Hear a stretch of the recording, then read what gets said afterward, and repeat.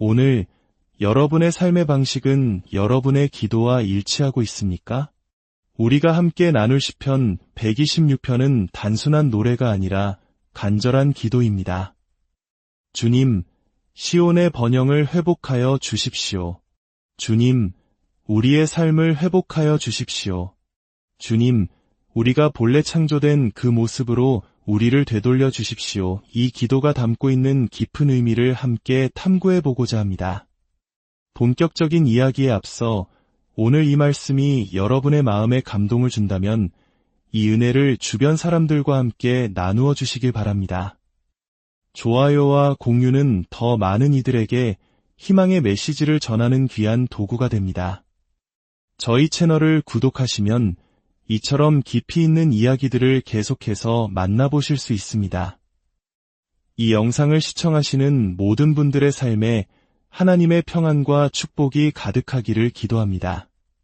자, 이제 분명히 짚고 넘어가고 싶은 것이 있습니다. 만약 당신이 그리스도인이라면 분노로 들끓는 이 세상이 내뿜는 냉소주의에 지배당하는 것은 결코 정상적인 상태가 아닙니다. 만약 당신이 그리스도인이라면 하나님께서 밤잠 설치며 걱정하지도 않으실 문제들의 해결책을 찾아다니느라 당신의 모든 시간을 허비하는 것 또한 정상적인 모습이 아닙니다. 하나님은 천상의 복도를 서성이며 이 일을 어찌할꼬 하며 고민하시는 분이 아니십니다. 혹시 여러분 중에 제가 자라온 환경은 온통 비관적인 것들 뿐이었어요 라고 말할 수 있는 가정이나 분위기 속에서 성장한 분이 계실지도 모르겠습니다. 네, 그것이 당신의 배경이었을 수는 있습니다. 그것이 당신의 기본적인 설정값이었을 수도 있습니다. 하지만 그것은 그리스도 안에서 당신에게 주어진 운명이 아닙니다. 이것이 바로 우리가 낮은 곳에 머무는 것이 아니라 더 높은 곳을 향해 나아가야 하는 이유입니다. 그리스도께서 하늘 보좌에 앉아 계신다면 당신이 이 땅에서 하나님께서 이미 승리하라고 부르신 문제들 속에서 허우적거리며 모든 날을 보내지는 않을 것이라고 저는 굳게 믿습니다. 저는 그런 삶에 안주하지 않을 것입니다. 저는 탕자의 비유에 나오는 형처럼 불평하며 서성이지 않을 겁니다. 하나님, 제가 주님을 섬기고 있는데 삶은 왜 이리 힘든가요? 하지만 언젠가 천국에 가면 날개를 달고 하프를 연주하며 행복해지겠죠. 라고 말하지 않을 겁니다. 만약 당신이 지금 기쁨을 누리지 못한다면 천국에서 하프를 쥔다고 행복해질 수 있을까요?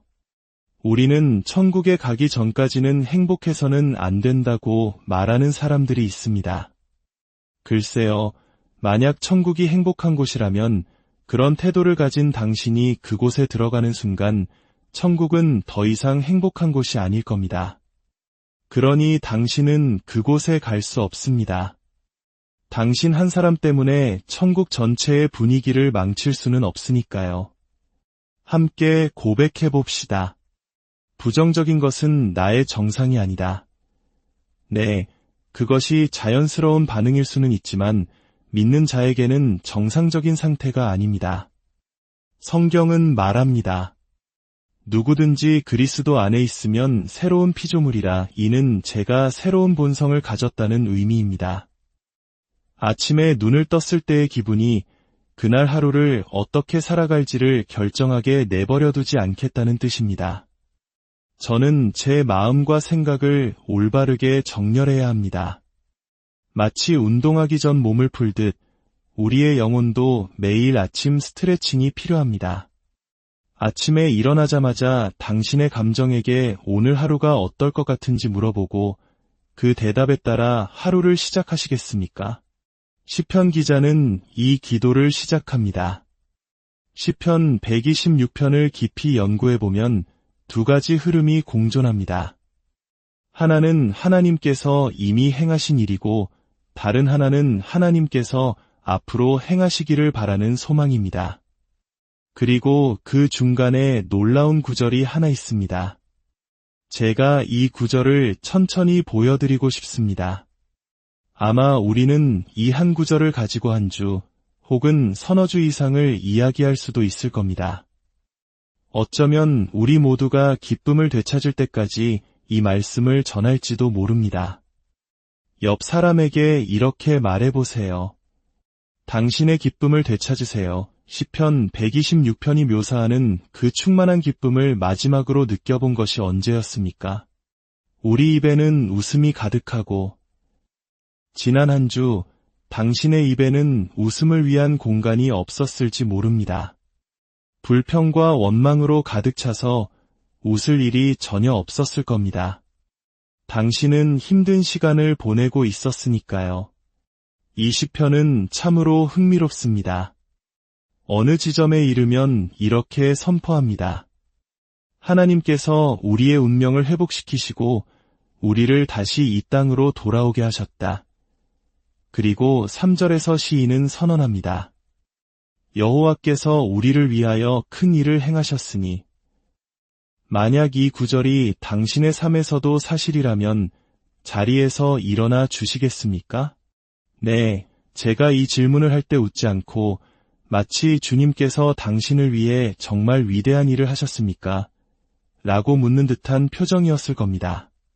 때로 저의 기본 표정이 그렇습니다. 그래서 저는 스스로에게 주님께서 위대한 일을 행하셨다는 사실을 끊임없이 상기시켜야 합니다. 자, 계속 서 계십시오. 이 구절이 진실이라고 생각하는 분이 얼마나 되십니까? 여호와께서 우리를 위하여 큰 일을 행하셨으니 그들은 이제 막 50년이 넘는 바빌론 포로 생활에서 벗어났습니다. 이게 사실일까요? 그들에게는 아직 예배드릴 성전도 없습니다. 성전은 여전히 파괴된 채 폐허로 남아 있습니다. 이게 사실일까요? 심지어 도시를 둘러싼 성벽조차 없습니다. 시편 126편이 쓰였을 때 느헤미야는 아직 나타나지도 않았습니다. 그들은 아무런 기반시설도 없이 사방에서 오는 적의 공격에 무방비로 노출되어 있습니다. 그런데 주께서 큰 일을 행하셨다는 말이 정말 사실일까요? 이것은 성경 구절입니까? 아니면 집단 환각입니까? 그저 긍정적인 생각에 불과한 걸까요? 요가 수업에서나 들을 법한 이야기일까요? 도대체 무슨 말을 하는 걸까요? 여호와께서 우리를 위하여 큰 일을 행하셨으니 이것이 팩트, 즉 사실입니까? 여러분의 삶에서는 어떻습니까? 이것이 사실입니까? 작년에 어머니가 알츠하이머 진단을 받았습니다. 이게 사실입니까? 당신은 지금 하는 일이 끔찍하게 싫습니다. 이것이 사실입니까?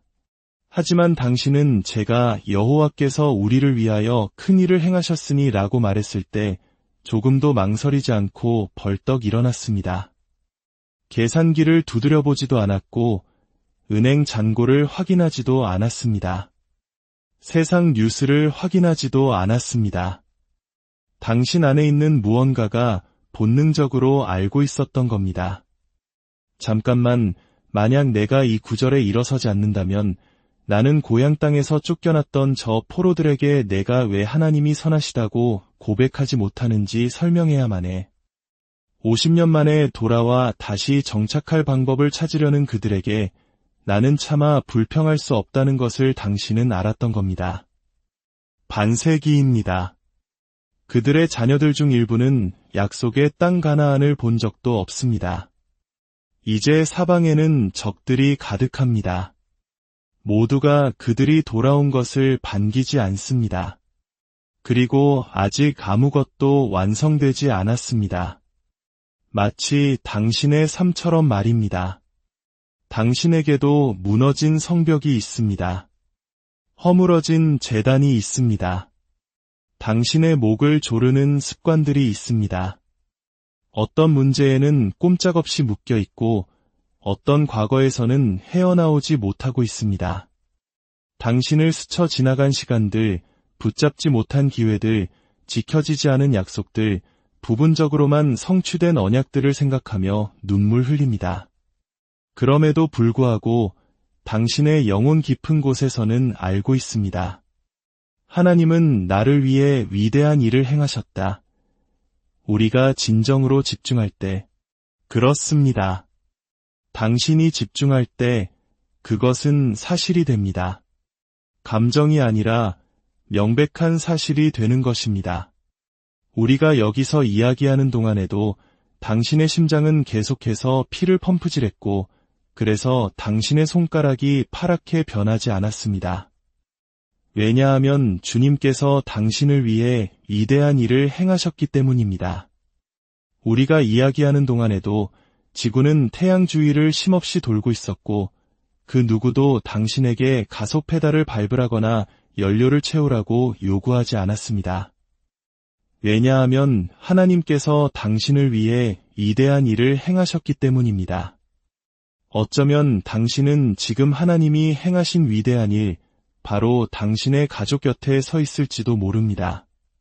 자, 여호와께서 우리를 위하여 큰 일을 행하셨으니 이 말씀이 당신에게 사실입니까? 그렇다면 그 다음 부분은 어떻습니까? 우리는 기쁘도다. 만약 이 두 번째 부분에서 어려움을 겪는다면 자리에 앉으셔도 좋습니다. 저도 그렇습니다. 저도 자리에 앉겠습니다. 어떻게 하나님은 저에게 이토록 선하실 수 있을까요? 어떻게 하나님은 저에게 이 모든 것을 주셨는데 저는 기쁘지 않을 수 있을까요?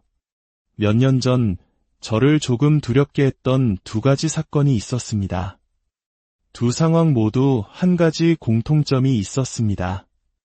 바로 제 인생의 어느 시점에서 저를 행복하게 만들어줄 것이라고 스스로에게 말했던 무언가의 한가운데에 제가 있었지만 저는 행복하지 않았다는 것입니다. 한 번은 수많은 사람들 앞에서 설교를 할 때였습니다. 그날은 저희 교회가 가장 크게 부흥했던 날 중 하나였습니다. 수만 명의 사람들이 모였습니다. 저는 이것을 자랑하기 위해 말하는 것이 아니라 그 상황의 극적인 대비를 보여주기 위함입니다. 저는 한때 내 교회에 2,000명만 모인다면 진짜 목사처럼 느껴질 텐데, 그리고 내가 진짜 목사라고 느껴진다면 한 사람으로서 행복해질 텐데 라고 생각했었습니다. 그런데 왜 저는 그 순간 무대 뒤에서 울고 싶은 심정이었을까요? 그리고는 밖으로 나가 주님께 찬양의 함성을 드립시다 라고 외쳐야 했을까요? 그때 저는 두려움을 느꼈습니다.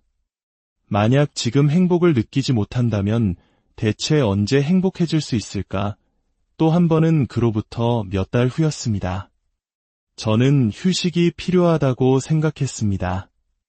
우리는 아름다운 섬으로 휴가를 떠났는데 심지어 우리 돈으로 간 것도 아니었습니다. 다른 사람이 모든 비용을 대주었습니다. 저는 그 섬에서 마치 감옥에 갇힌 것처럼 슬펐습니다.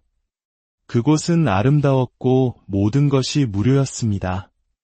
친구들과 아내도 함께 있었지만 제 마음은 그곳에 없었습니다. 저는 그 자리에 있었지만 동시에 그 자리에 없었습니다. 그것이 저를 두렵게 했습니다. 여러분은 혹시 당신이 그토록 원했던 것을 얻었음에도 불구하고 여전히 행복하지 않아서 두려움을 느껴본 적이 있습니까? 이제 당신은 하나님이 구한 것을 주셨는데도 행복하지 않다는 사실에 죄책감을 느낍니다. 세상적인 행복의 환상은 이렇습니다. 만약 내게 이 있다면 나는 행복할 텐데, 이것은 좌절로 가는 수학 공식과도 같습니다. 만약 내게 아이가 있다면 행복할 텐데, 만약 내가 저 사람과 결혼한다면 행복할 텐데, 구약 성경에는 레아라는 인물이 나옵니다. 그녀에게는 라헬이라는 아름다운 동생이 있었습니다. 남편 야곱은 라헬을 사랑했지만 레아는 사랑하지 않았습니다. 그래서 레아는 남편의 사랑을 얻기 위해 계속해서 아이를 낳습니다. 아들을 낳고 또 낳으며 남편이 이제는 자신을 사랑해 줄 것이라 기대했지만 야곱의 마음은 변하지 않았습니다. 그녀는 창세기 30장에서 6번째쯤 되는 아들을 낳고 이렇게 말합니다. 내가 참으로 행복하구나. 이제 다른 여인들이 나를 행복한 여자라고 부를 것이다. 그래서 그녀는 아들의 이름을 아셀이라고 지었습니다. 그 뜻은 기쁨, 행복입니다. 내가 참으로 행복하구나. 그녀는 누구를 설득하려 하고 있는 걸까요? 그녀 자신일까요? 아니면 다른 사람들일까요? 그녀는 말합니다. 여인들이 나를 행복하다고 부를 것이다. 당신의 행복이 다른 사람들이 당신을 어떻게 부르느냐와 무슨 상관이 있습니까? 당신의 행복을 다른 사람의 손에 맡기시겠습니까? 우리는 매일 스마트폰을 보며 그렇게 하고 있습니다. 전혀 알지도 못하는 낯선 사람이 당신을 행복하게 만들거나 비참하게 만들도록 내버려 둡니다. 그것은 행복을 위한 끔찍한 전략입니다. 왜냐하면 이제 당신의 행복은 당신이 그것을 맡긴 사람의 정신 상태만큼만 안전하기 때문입니다. 그리고 사람들은 종종 제정신이 아닙니다. 레아는 아직 자기 자신을 제대로 만나지도 못한 한 남자의 인정을 받기 위해 끊임없이 아이를 낳고 있습니다. 그리고 우리 중 많은 사람들이 바로 그렇게 살아가고 있습니다. 행복을 위한 공식은 만약 내게 이 있다면으로 시작하지 않습니다. 행복은 그들에게서 오지 않습니다. 당신이 아름다운 섬에 있든 수천 명 앞에서 설교를 하든 상관없습니다. 하나님은 저에게 이 여정을 통해 깨닫게 하셨습니다. 나의 기쁨은 바로 나 자신의 책임이라는 것을 말입니다. 오늘 이 이야기가 여러분의 마음에 작은 울림이 되었기를 바랍니다. 세상의 조건이 아닌 우리를 위해 위대한 일을 행하신 하나님 안에서 참된 기쁨을 발견하고 그 기쁨을 지켜나갈 책임이 우리 자신에게 있음을 기억하는 하루가 되시기를 축복합니다. 주님의 이름으로